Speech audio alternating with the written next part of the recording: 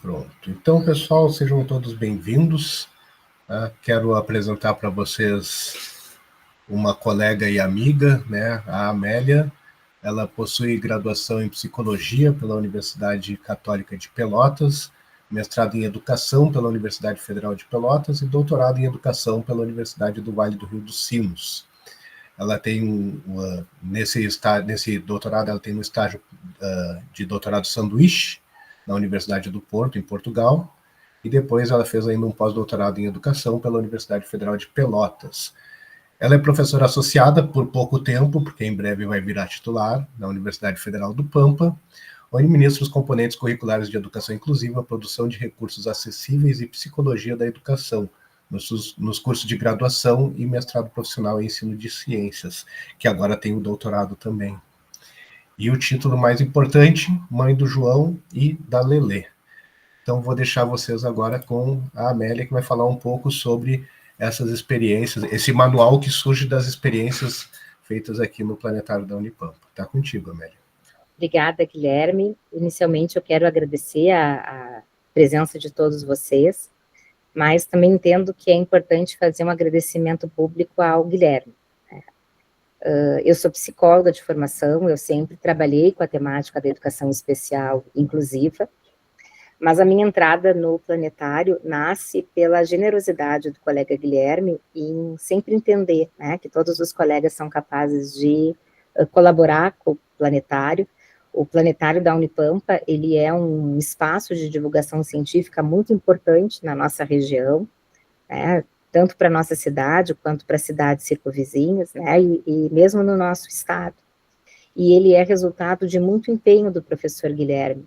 Eu não sei se vocês conhecem a história do nosso planetário, mas o professor Guilherme, para conseguir o dinheiro, né, para que nós conseguíssemos finalizar a obra, ele andou por muito tempo com a barba pintada, porque os cabelos ele já tinha perdido, e mobilizou todos os colegas da universidade a cada meta, do ponto de vista financeiro, que era preciso alcançar para que a gente continuasse a obra, os colegas pintavam barba, pintavam cabelo, né.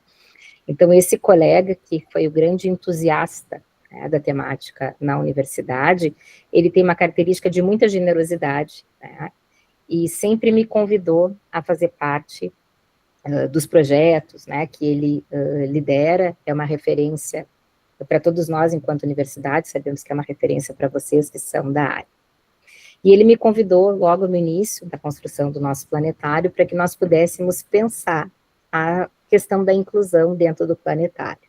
Haja visto que quando nasce, né, o projeto do nosso planetário, o professor Guilherme tinha como ideário a ideia de astronomia para todos. Aí, dentro destes todos, eu trabalho já há muitos anos com a pessoa com deficiência. Comecei, então, a me debruçar sobre o tema, tentando buscar a construção de recursos para pessoas com deficiência visual, né, pensar as questões de acessibilidade para pessoas com surdez, mas em função de uma demanda bem expressiva de público com o transtorno do espectro do autismo, assim como a Jaque vinha dizendo, né, de que em todas as escolas, todas as turmas, tem pelo menos 1, 2, 3 alunos com autismo, nós começamos a pensar, então, estratégias para acolher esse público. Num primeiro momento, essas estratégias eram muito simples, e eram estratégias assim que nós pensávamos para a resolução de problemas bem pontuais. Por exemplo, as crianças pequenas têm muita dificuldade de entrar no planetário móvel, porque tem barulho, porque está escuro, não sei se vocês também têm essa percepção, e nós começamos, então, a colocar em prática algumas estratégias que eu já usava em outras situações com crianças com autismo, e essas estratégias, segundo os colegas, né, que desenvolvem a sessão, resultavam bastante positivas. Então, eu tive a intenção, né, a ideia de liderar um estudo para a implementação de uma sessão que fosse totalmente acessível ao público com autismo. Nós já temos essa sessão mais ou menos há 4 anos, né? Ela é uma sessão já bem consolidada, a temática é bem consolidada dentro do nosso planetário, né, tanto pelos planetaristas quanto pelos professores que organizam o tema. Nós conseguimos fazer mais ou menos a oferta de 2 sessões por semestre, só voltadas ao público com autismo, onde então implementamos essas estratégias, né, que envolvem desde o planejamento antecipado, recursos sensoriais, enfim. Não vou falar dessas estratégias, porque elas também fazem parte do manual. Esse ano é o meu ano de ir para titular, e eu entendia que, para além do meu memorial acadêmico,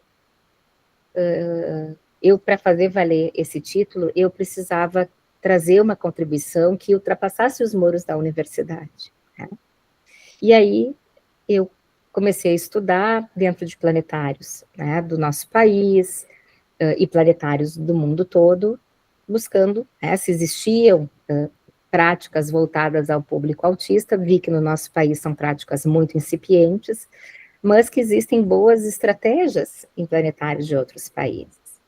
Então, acabei me dedicando, né, desde o ano passado, à pesquisa sobre a temática, né. Então, fiz uma pesquisa de campo, onde entrei em contato com todos os planetários do país, no sentido de identificar se existiam sessões acessíveis, se não existiam, se existiam recursos de acessibilidade para este público, inclusive se os colegas gostariam de receber material após a conclusão da pesquisa, e essa é, então, a minha forma, assim, de devolver, né, aos planetários que participaram da pesquisa o combinado, né, pela participação. Então, este é o produto daquela pesquisa, onde, não sei se vocês, os que estão aqui participaram, mas tivemos uma participação de alguns planetários. E aí eu fui buscar também, através de pesquisa documental, o que existem de recursos em planetários fora do nosso país, né, e busquei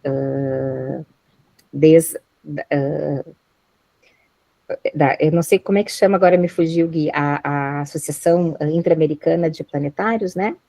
Onde a gente tem aqui desde... Sul-Americana, de Planetários da América do Sul. Da América do Sul, mas nós também temos um espaço onde a gente consegue ver planetários do mundo todo, né? Então, nós fizemos um trabalho de formiguinha, entramos, né, em cada planetário para buscar experiências, né? Ampliamos esta busca, analisando museus que trabalham com ciência, com divulgação da ciência, para ver se existiam recursos voltados a planetários, a sessões acessíveis para público TEA. Encontramos, inclusive, planetários que recebem selo amigo do autista, né? Então, em Londres, nós temos espaços, né, que são reconhecidos pelas associações de autismo, né, como espaços acessíveis, sensorialmente amigáveis para esse público.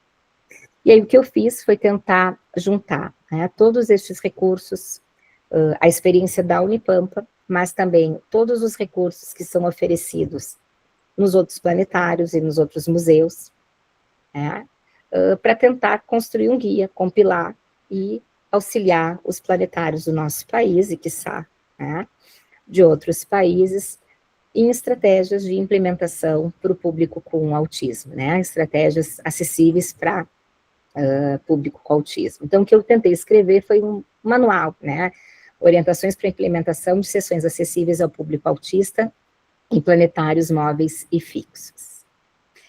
Então, o guia, ele é organizado em duas partes, né? A primeira parte é o relatório da pesquisa, e a segunda parte, então, ela está organizada de uma forma bastante didática, onde nós apresentamos estratégias que podem ser implementadas em planetários de todo o mundo, né? Realizamos um estudo de revisão sistemática sobre acessibilidade para o autismo em planetários do Brasil, pesquisa de campo, onde realizamos questionário estruturado com planetários do Brasil, registrados na Associação Brasileira de Planetários, e pesquisa documental.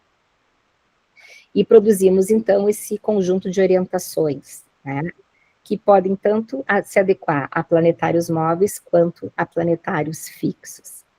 São recursos de muito baixo custo, de fácil implementação, que podem ser colocados em prática para sessões específicas voltadas ao público autista, mas também em sessões gerais que recebem este público. Então, aqui só uma síntese, né, do que é o guia. E aí eu vou compartilhar com vocês a página do próprio guia, né? Este guia, ele é gratuito, está disponível na página do Núcleo de Estudos e Inclusão, que é a página que eu coordeno, é o núcleo que eu coordeno, e eu encaminhei ontem para todos os planetários do país, a partir da lista de e-mails da Associação Brasileira de Planetários, também este material. Deixa eu só ver como é que eu faço para ir passando. Bom, nós temos, então, um prefácio que foi feito pelo professor Guilherme, e também temos um prefácio que foi feito pela professora Renata Bonotto, que é um dos nomes referências no autismo no Brasil. Todo o material que eu produzo, ele sempre é validado pelo usuário, tá? E validado por profissionais da área. Então, a professora Renata, que é mãe de um rapaz autista, né, que é responsável pela alternativa inclusiva, que é uma estudiosa do tema, uma das referências para nós que estudamos o autismo, fez toda a leitura do material, no sentido de identificar se as alternativas que ali estavam colocadas estavam corretas, e também se exauriam, né, o campo do autismo. Então, e a questão da avaliação pelo usuário, nós entendemos, né, que já existe uma avaliação dos recursos que nós, universidade, da nossa seção, tá? E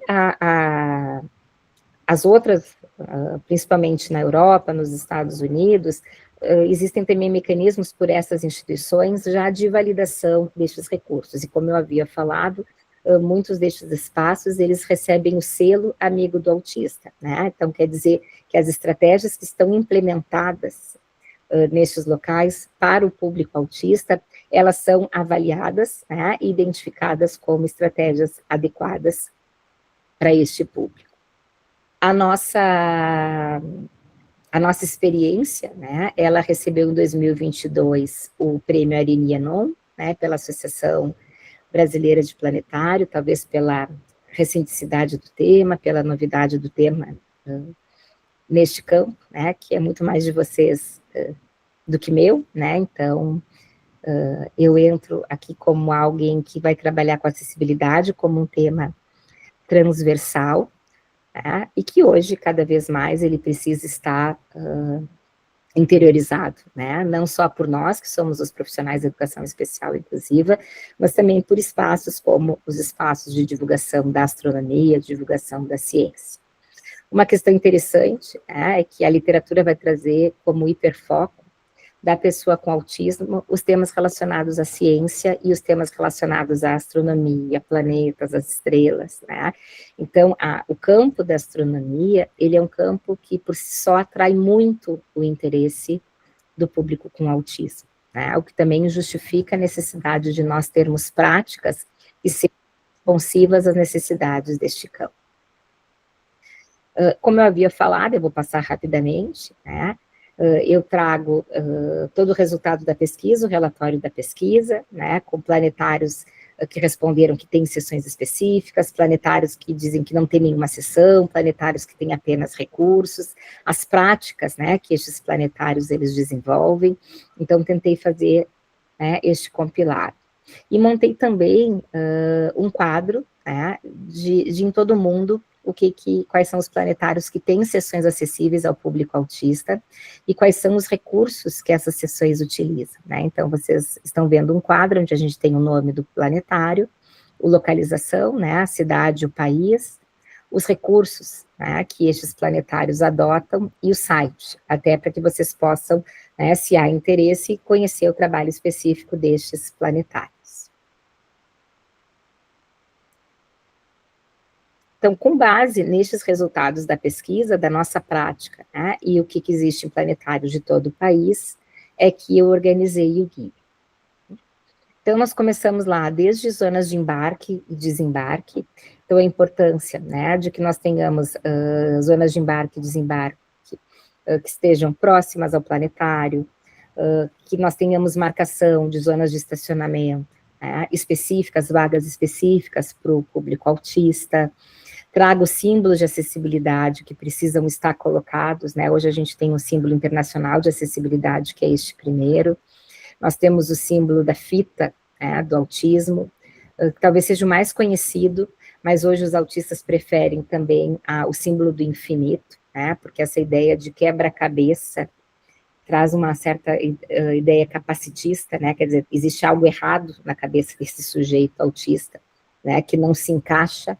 Então, algumas associações e alguns grupos de autistas têm feito uma crítica a este símbolo, mas que acaba sendo mais conhecido, né, pela população. E aí eu vou trazendo estratégias desde a entrada, né? Então, por exemplo, retirada antecipada de ingressos, né? Porque nós sabemos que as filas, né, o tempo demasiado na fila pode causar desregulação, e por isso a importância, né, das filas prioritárias dentro do planetário, né? Horários de abertura diferenciados, né, podem ser utilizados como ferramentas para diminuir filas, e também eles são importantes para as pessoas autistas, porque elas podem ter a ideia do ambiente, né? Então, conhecer o ambiente, transitar no ambiente antes da sessão, ir ao banheiro, tomar água, né, satisfazer necessidades básicas, que um momento, né, que muitas vezes, quando não satisfeitas, também causam desregulação, perdão. Então, eu vou trazendo um pouco, né, eu vou passar e vou abordar alguns aspectos, né, com a esperança de que hoje é só o lançamento do guia, que vocês possam ler, e desde já me colocar muito à disposição de todos os planetários que nos assistem e dos demais para outras conversas. Muitos planetários, eles têm horários diferenciados para o público autista, como nós temos, né? E eles também vão ter o que se chama de hora do silêncio, né? Então, o que é a hora do silêncio? Naquela hora, né, que seria, e que deve ser informada desde o site do planetário, né, é um momento onde no planetário não tem música, onde os estímulos visuais eles são diminuídos, né, onde, por exemplo, o barulho do secador de mãos, né, o secador é desligado da tomada, né, não existe limpeza, aspirador de pó, tá? Então, é um momento onde, e isso é bastante comum em lojas, hoje, né, nós temos isso bastante na Europa, nós temos em São Paulo, né, nos shoppings já estão adotando a hora do silêncio, que é aquele momento onde existe um compromisso com a redução de som, né, e nós sabemos que mais de 30% das pessoas autistas, elas têm transtornos de processamento sensorial. Então, elas têm muita dificuldade com som, né, com excesso de luminosidade, com excesso de estímulo, né? Então, essa seria uma hora estipulada, né, para a entrada de pequenos grupos, né, e com a finalidade de controlar estímulos visuais, auditivos, que são aversivos ao público autista, que podem comprometer a experiência do usuário. Essa hora do silêncio, ela vai se aplicar quando nós temos sessões que são sessões não mais específicas para o público com autismo, mas sessões gerais. E, obviamente, que o público em geral, ele precisa ser informado que na hora daquela sessão existe este procedimento. Né? Uma outra questão que os planetários trazem é tempo para explorar o ambiente, antes do início da sessão, e isso nós vimos bastante, né? A Cecília sempre relata, a Cecília, nossa colega do Planetário de Bagé, o quanto isso é importante, principalmente no planetário móvel, quando as crianças têm possibilidade de explorar o nosso domo móvel, né? A gente leva um secador de cabelo para elas verem que aquilo ali é vento, o barulho que elas estão ouvindo é o vento que está enchendo aquela estrutura, né?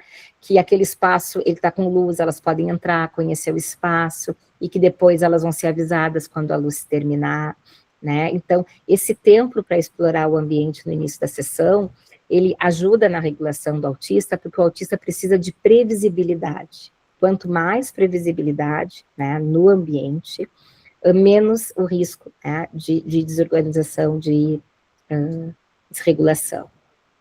Atendimento prioritário, né, para filas, no acesso às atividades, nos momentos de embarque e desembarque, isso se aplicando para as sessões em geral, né? Então, se eu tenho venda de ingresso na bilheteria, a importância de ter 2 bilheterias, né? Mas eu também posso ter a retirada destes ingressos de uma forma antecipada, ou como nós temos, né, aqui no nosso planetário, por internet, né? Então, sem a necessidade de filas. Assentos prioritários, né, quando em sessões para o público em geral, porque nas sessões só para o público autista, né, as crianças elas podem caminhar, elas podem sair e entrar da sessão, não existe um lugar marcado, né, porque nós sabemos que algumas crianças têm necessidade de caminhar para se regular. Tá? E claro que quando eu vou pensar o assento prioritário, eu também tenho que pensar onde que eu vou colocar este assento prioritário, né? Então, sempre buscar espaços onde existe menos sobrecarga sensorial, né? Então, que tenha menos luz, menos barulho, questões até como o frio do ar-condicionado, né? A gente sabe que todos os planetários têm o ar-condicionado em função dos equipamentos que precisam estar resfriados, mas o frio, ele pode ser também um desregulador, porque algumas crianças vão ter dificuldades sensoriais. Inclusive, nós sempre indicamos para as famílias levarem um casaco, né? Explicamos que existe ar-condicionado, que o ambiente tem que estar refrigerado, né? Então a gente sugere que levem um casaco, né? Porque sabemos que essas questões podem causar também desregulação. Vou passando aqui. O site, né? Então a gente traz um conjunto de informações que podem ser colocadas no site, desde da possibilidade, né, da inscrição do interessado, que possa dizer, né, quais são os recursos de acessibilidade que o usuário precisa, mas informações importantes, né, como o nome da sessão, tempo, duração, faixa etária, né, informações sobre horários mais tranquilos para visita, bem como épocas que são mais tranquilas, né, eu vi muito isso em planetários, né, em espaços de divulgação científica nos Estados Unidos, né, então eles dizem, olha, nos meses de julho, por exemplo, é o mês de alta temporada, né? Então a gente recomenda para crianças com transtornos sensoriais, tais meses, tais horários, porque eles costumam ter menos pessoas, né? Então são orientações para que não apenas se conheça a sessão, mas também que as informações no site possam ajudar a família a planejar a visita, né? E vocês vão ver na sequência que muitos planetários, eles trazem as histórias sociais, que é uma forma de antecipação do que vai acontecer na visita. Nós aqui na Unipampa, nós temos as histórias sociais, então nós temos um vídeo apresentando o planetário, esse vídeo a criança já tem a oportunidade de ver o entorno, ver o espaço, porque nós temos que pensar que muitos destes visitantes, eles, pela primeira vez, vão sair do eixo escola, casa da avó, casa, né? Quantas vezes a gente ouve das famílias dos autistas, eu mudei o caminho para ir à escola e ele se desregulou, né? Então, quando nós começamos a trabalhar aqui nas nossas sessões do planetário, eu sempre conversava com os colegas, eu dizia, para estes alunos, é muito mais do que conhecer a astronomia. Talvez seja a oportunidade deles terem experiências fora do eixo com o qual eles estão acostumados. Pela primeira vez vão andar de ônibus, né? Vão ir por um trajeto que não conhecem, né? Para o desenvolvimento da pessoa autista, essas possibilidades são fundamentais, porque elas vão construindo, vão ampliando as suas possibilidades de interação com o mundo. Mas nós que trabalhamos neste campo específico, nós sabemos que eu preciso antecipar o que vai acontecer para o aluno, né? Eu preciso dar previsibilidade, porque essa novidade, tendo em vista a característica do autismo, que existe um apego muito rígido e inflexível às rotinas, essas modificações podem desregular o aluno, né? E o que nós queremos, quando a gente pensa em todos estes recursos, é, de fato, que ele tenha uma experiência positiva dentro do planetário, né? Que aquele seja um espaço para conhecer a astronomia, para ampliar o interesse que ele tem com relação à astronomia, né? Então, aqui a gente vai trazendo essas informações do que pode estar dentro do site, né? Então, perguntas se o estudante, por exemplo, autista, se o visitante ele é verbal ou não verbal. Porque se ele não é verbal, eu preciso oferecer comunicação aumentativa alternativa, né? Nós tivemos agora, essa semana, uma aprovação de uma lei que todos os espaços públicos, eles precisam ter comunicação aumentativa alternativa. No nosso planetário, nós temos 2 pranchas de comunicação grandes, né? São banners de comunicação, onde nós temos uma com vocabulário essencial e uma outra com o vocabulário do campo da astronomia. Então, se eu tenho um usuário que é não verbal, e que se comunica por pranchas de comunicação, eu preciso oferecer pranchas temáticas relacionadas à sessão que ele vai assistir, para que ele possa se comunicar, para que ele possa, né, conversar com a família quando chegar em casa, usar a prancha para conversar com o planetarista. Uma outra questão é que as pranchas são em papel ou dispositivo eletrônico.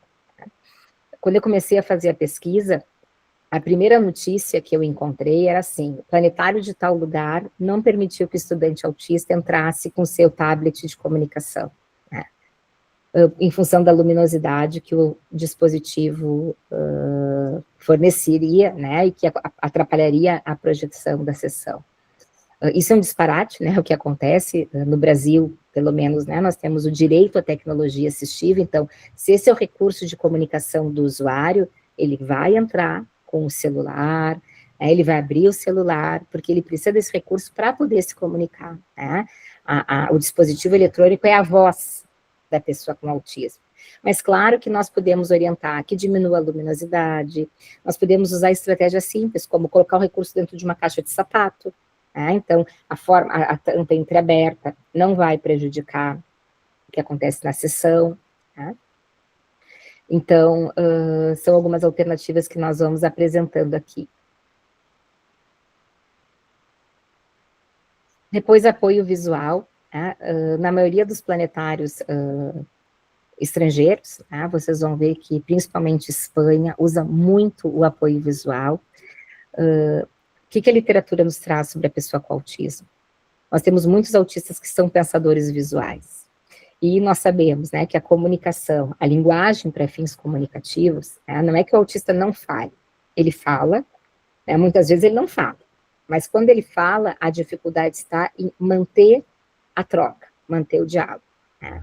Então, ele vai se beneficiar muito do apoio visual, né? Então, aqui, por exemplo, a gente tem uma prancha visual, né, auditório, o local onde acontecem as palestras, tem toda uma orientação visual do que vai acontecer naquele espaço, né?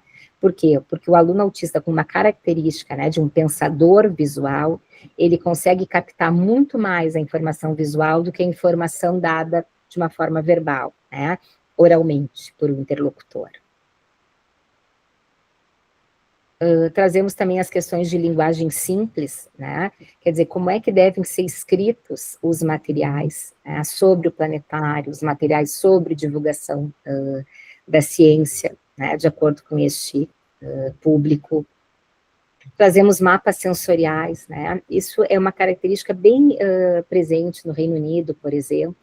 Além de nós termos mapas que falam, né, onde é que fica essa sala, onde é que fica essa experiência, eles vão apresentar quais são as zonas que tem maior ruído, quais são as zonas que tem mais cheiro, né, quais são as zonas, né, os espaços que têm uma maior concentração de pessoas, em função, né, do reconhecimento dos transtornos sensoriais do público autista. Então, são chamados mapas sensoriais. Aqui eu tenho o exemplo, né, da Inglaterra, por exemplo. Recursos sensoriais, né, hoje nós conversávamos, né, Jaque, sobre recursos que podem ser colocados dentro da sessão. Hoje a gente sabe que os recursos sensoriais, eles ajudam na regulação de pessoas autistas. Aqui na universidade, por exemplo, nós construímos uma parede sensorial, né, nós temos uma sacola sensorial, que agora na sequência eu já apresento, que são materiais táteis, que diminuem luminosidade, proprioceptivos, que vão ajudar na regulação desse público.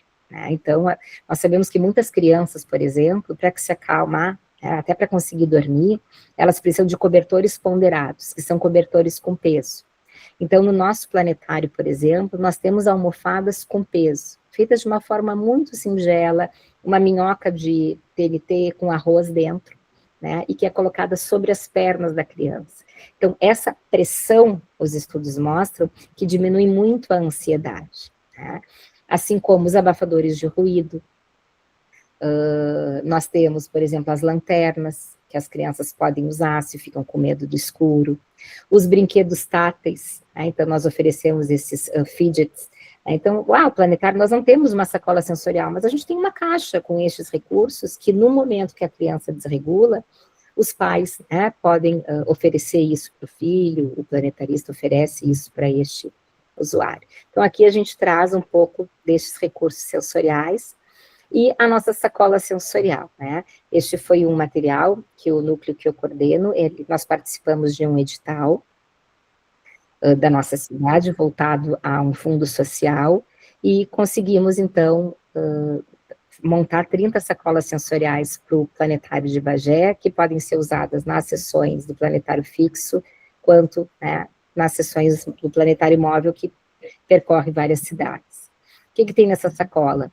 Uma prancha, né, então o que vocês estão vendo é uma prancha de comunicação aumentativa alternativa, então ela tem várias informações sobre o planetário e sobre o próprio contexto do ambiente, que pode causar desregulação e que precisam ser comunicadas pelo visitante não verbal. Depois nós oferecemos as lanternas, né, estes brinquedos de regulação, protetores de som, tem aí um cartão de identificação, né, onde vai o nome da criança, o contato de emergência, porque nós sabemos, né, que em situação de sobrecarga sensorial são comuns comportamentos de fuga, que levam muitas vezes as crianças a se perderem. Nós vimos no Brasil, este ano, a menina, né, que aqui no Rio Grande do Sul, agora não lembro se foi aqui ou em Santa Catarina, mas que faleceu num cânion, né, se desregulou, correu e caiu, né, a família não conseguiu segurá-la, porque são comuns, né, em ambientes que são sensorialmente contaminados, né, com excesso de estímulos, eu posso ter esses comportamentos de fuga. Depois as almofadas com peso, aqui tem a foto de um dos nossos visitantes, né, usando no colo as almofadas com peso, na verdade, esse aí quis usar todos os nossos recursos, então ele está com abafador, né, está com os recursos de regulação, né, estes brinquedos, a almofadinha no colo.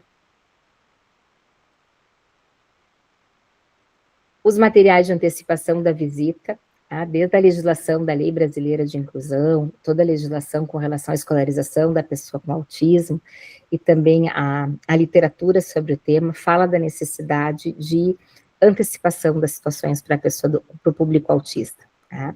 Então, desde um tour virtual disponível no planetário, né, no site do planetário pode ajudar, galeria de fotos, vídeos sobre a visita, tá? Vídeos ou imagens, né, de espaços, né, dentro do planetário, então, o espaço dos jogos, o banheiro, o espaço onde acontece a sessão, tá? Então, são materiais de antecipação. Tá?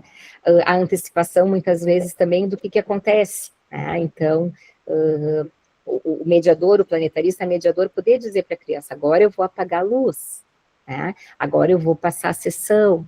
Então, essa situação, essa mediação, ela também ajuda nessa regulação. Então, esses aspectos, né, da mediação do planetarista e também da organização do ambiente, compõem o nosso manual. Tá? Uma outra forma são as histórias sociais, né? Aqui tem um exemplo de história social que nós construímos no Arasaki, que ele é um portal aragonês com pictogramas, né, para a composição de materiais em comunicação aumentativa alternativa, que é uma tecnologia assistiva, né, que vai substituir a voz, né, vai ou complementar a comunicação. Então, eu tenho um usuário, né, uma pessoa com deficiência, que fala pouco, que fala com dificuldade, né, que tem uma necessidade mais complexa de comunicação, eu posso usar a prancha de comunicação, tanto uma prancha física, como num tablet, no celular, para ampliar a possibilidade de comunicação. Mas eu também posso usar para pessoas não verbais, para substituir, né? Aqui, por exemplo, a gente usa os pictogramas da comunicação aumentativa alternativa para construir isso de que chama histórias sociais. Isso nós temos em muitos planetários da Europa. Né? O que são as histórias sociais? É a narração visual daquilo que vai acontecer na visita à sessão. Essa história pode ser construída com esses pictogramas, como nós fizemos aqui, mas também com as próprias fotos do planetário, né? Então, ali a gente tem visita ao planetário, dia 2 de abril, visitaria o planetário com a minha família, iremos de carro, vou assistir a sessão do Zito, se eu tiver medo, posso sair, a porta ficará aberta, a luz ficará acesa, posso usar meus fones para diminuir a altura do som. Né? Então, essas estratégias de antecipação, elas ajudam, dão previsibilidade, né, para este usuário, e são comprovadas que ampliam muito a experiência nestes ambientes.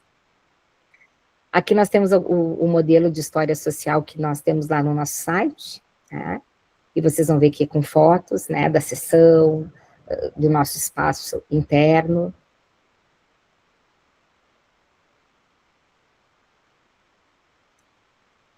Depois, os ajustes sensoriais na sessão, né, ajustes relacionados à iluminação, né, então evitar ambientes totalmente escuros, luzes intensas, brilhantes, piscantes, né, som, evitar sons bruscos e altos, né, então, nas sessões para o público com autismo, tem que ter todo um cuidado no som, né, e muitas vezes na equalização dos sons da sessão, né, aqueles sons que são muito graves, de repente, a equalização do som na sessão, né, na própria programação do som no material da sessão. Questões relacionadas a conforto térmico, né, então, cuidar para situações muito extremas de calor, de frio, né, como eu havia falado sobre a recomendação do ar-condicionado, portas abertas e entreabertas para permitir a entrada e saída do visitante, né, organizar espaços com menos estímulos, né, então, nas sessões, das nossas sessões do planetário, que são só para o público autista, nós não visitamos a parte de baixo, por exemplo, né? Nós temos 2 espaços no nosso planetário, e o espaço de baixo é onde ficam os experimentos, né?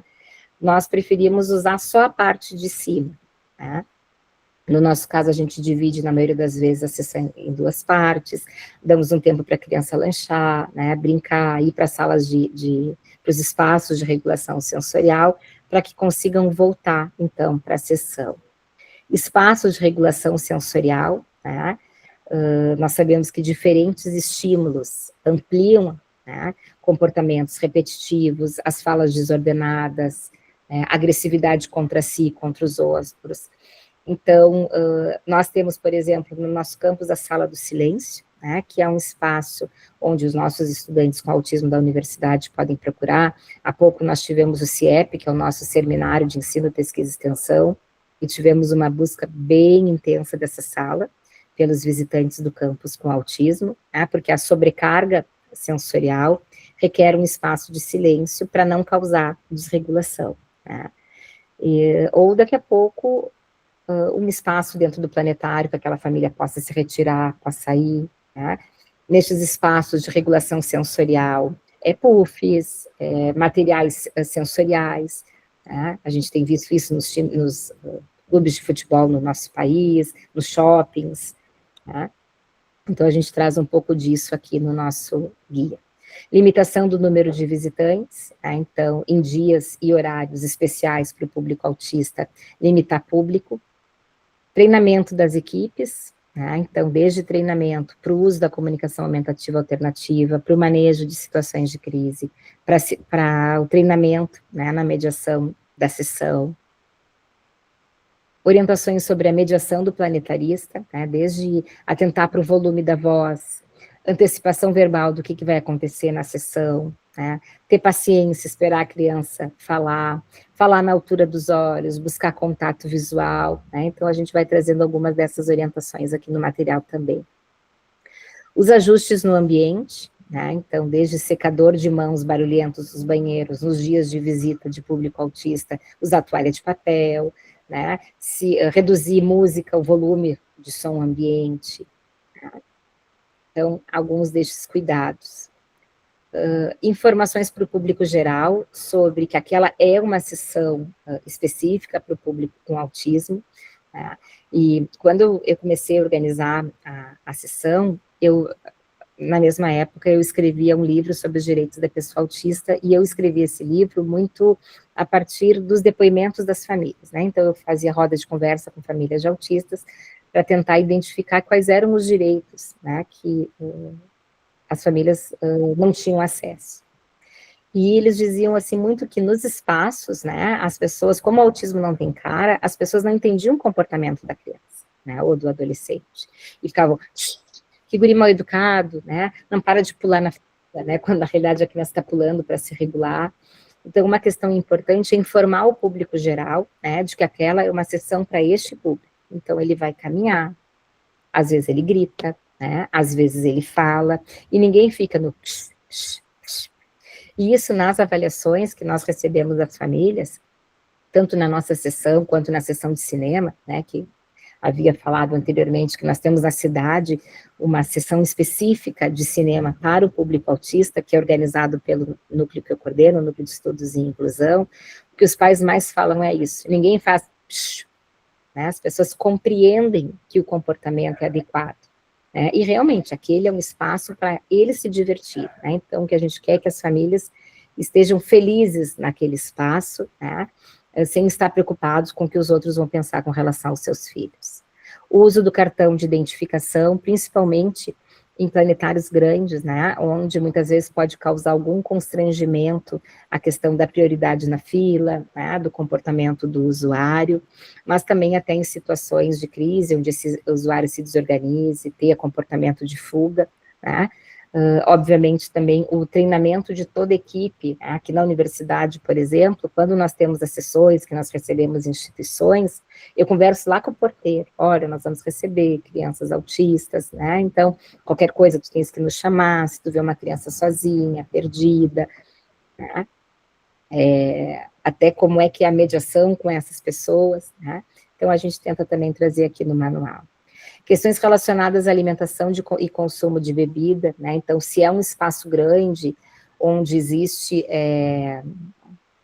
venda de alimentos, por exemplo, considerar que existem pessoas autistas com seletividade alimentar, então, o próprio site, ele pode já apresentar o cardápio, né, que é oferecido naquele espaço, né, autorizar a possibilidade de que se leve lanche de casa, né. Claro, nós também temos toda uma orientação de que não pode comer dentro da sessão, né, então, se a criança se desorganiza com isso, ter momentos para que ela possa se alimentar, ter espaços adequados para que ela possa vir a se alimentar, então a gente traz um pouco essa questão. Uma outra questão que eu acabei até introduzindo bem no final da escrita do manual, é a questão de odor. Nós temos essa sessão do cinema, né, e é uma sessão que tem feito muito sucesso, é muito bem avaliada pelos usuários, mas me procurou uma colega da universidade, professora de um menino autista, e me disse assim, eu não posso levar o meu filho no cinema, Nélia, que vocês fazem, porque o meu filho, a sensibilidade dele está relacionada ao odor, ele não pode sentir cheiro a pipoca. Né? Então, por exemplo, na nossa sessão, agora nós temos um espaço onde não é permitido comer. Né? Outra coisa, a mãe diz, o problema é a pipoca de micro-ondas, né? Aquela pipoca com manteiga. Então, a gente prepara a pipoca antes, já deixa preparada. Né? Temos o segundo andar, que é onde ninguém pode comer, né? Até porque daqui a pouco o cheiro do salgadinho, né, pode ser desconfortável sensorialmente. Então, essas orientações a gente tenta trazer no guia. As pranchas de comunicação aumentativa alternativa que eu havia falado, questões de hiperfoco, né? Então, nós até temos depoimentos, né, de alguns meninos que vieram no nosso planetário extremamente encantados com as questões de astronomia, né? Então, também se pensar dentro do planetário espaços de aprofundamento do tema para os visitantes autistas, considerando, né, o interesse da astronomia como um hiperfoco, as equipes de acessibilidade visivelmente identificadas, possibilidade de cães de assistência, né, de entrarem nos espaços do planetário, inclusive isso é legislação. Alguns autistas usam os cães de assistência, né, como uma forma de regulação, então a gente traz essa discussão no nosso material. Tá? Indicações claras do que pode mexer, do que pode não mexer, tá? Brinquedos e recursos de apego, né? Então existem crianças autistas que precisam trazer o dinossauro, tá? Então elas poderem entrar neste espaço, e também até isso ser orientado no site, se seu filho usa um recurso de apego, traga o recurso, né? Porque isso vai ampliar a segurança dele dentro daquele ambiente. Nós tivemos uma experiência, a primeira sessão que nós fizemos no nosso planetário, nós organizamos a construção de foguetes, né? Então, como parte da grande estratégia de antecipação, onde as crianças souberam que viriam no planetário a partir das instituições, trabalharam isso nas escolas, elas construíram os foguetes. E os nossos planetaristas tiveram muito sucesso quando, né, na mediação verbal, na comunicação, a partir do foguete. O foguete ele acabou funcionando como um mediador desse vínculo. Né? Então, eu perguntava, e me mostra o teu foguete. Ele gostou da atividade do planetário, né? E às vezes alguns alunos diziam, não quero falar, não gosto de conversar. Mas e o foguete? Né? O que ele achou da nossa sessão? Então, foi bem interessante, né, esse recurso. E aí, as questões de respeito à individualidade, né, e a avaliação após a sessão, né, porque, apesar, né, destes recursos serem recursos que são validados, né, a partir da nossa experiência já foram validados, mas também nos planetários ao redor do mundo, os recursos de acessibilidade, eles são para o usuário. Né? Então, eu preciso identificar com esse usuário se aqueles recursos atenderam, e como no caso da pipoca, né, muitas vezes ampliar a oferta desses recursos para atender as especificidades. E este é o nosso manual, né? Agora deixo para perguntas, né, questões.